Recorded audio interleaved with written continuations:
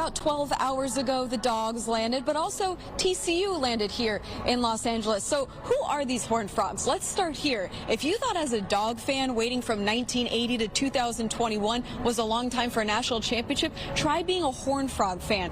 Their last championship came in 1938. They were also just 5-7 last season. They were picked to finish 7th in the Big 12 this season, so they're used to being underdogs and in this spot, which they've really been in all season long. They opened as the biggest underdog in the college football playoff game by 13 points as well. So head coach Sonny Dykes talked yesterday about how much they've been underdogs all season and how their mindset doesn't really change this week. It's Dykes' first year at the helm for TCU, which really makes this championship game run even more impressive for the Horned Frogs when you think about what the program was when he took over. But the Horned Frogs are not quite ready for any reflection quite yet. When you undertake a journey like this, again, especially with your first year and when you really don't have any expectations going into the year, it's quite a ride. I mean, it's been a lot of fun.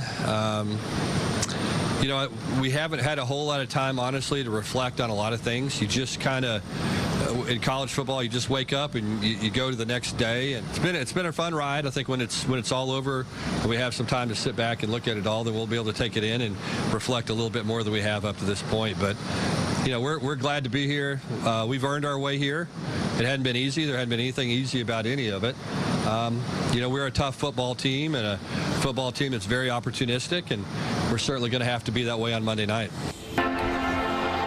The Horned Frogs certainly paying attention to where their feet are right now. Only 4 players on TCU's roster have played in a bowl game prior to the Fiesta Bowl semifinal they just played in. So we saw a lot of them taking in the fun environment of team arrivals yesterday, taking pictures with the 2023 signs, selfies, dancing, just overall having a good time. Very different than the Bulldogs' arrival, which was a lot more business trip-like.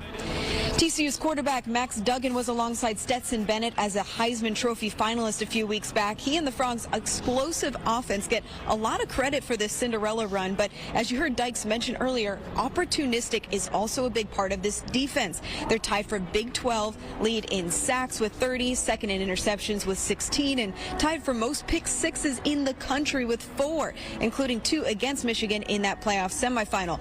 Defensive end Dylan Horton had 4 sacks in that game alone. He was asked this week if the Horned Frogs defense feels like they've silenced the haters. I feel like we did. I feel like the thing in the media that we were a physical team, and we showed that this past game.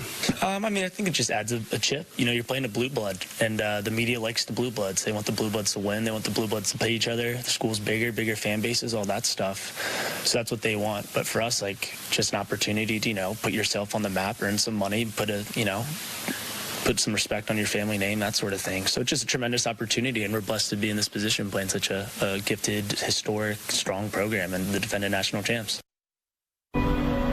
So after the Peach Bowl win, we got a chance to talk to a lot of the Dogs. I talked to center Cedric Van Pran about TCU. He said he actually had caught a lot of TCU games this season because Georgia played a lot of day games. TCU played a couple night games. He remembers actually ordering a pizza and watching a lot of those games with his dad, kind of breaking down the film as it happened before he really got into film study this week on this opponent. He said the biggest thing that stood out to him during watching those TCU games during the regular season was their resilience, something the Dogs also feel like they have going into this championship matchup.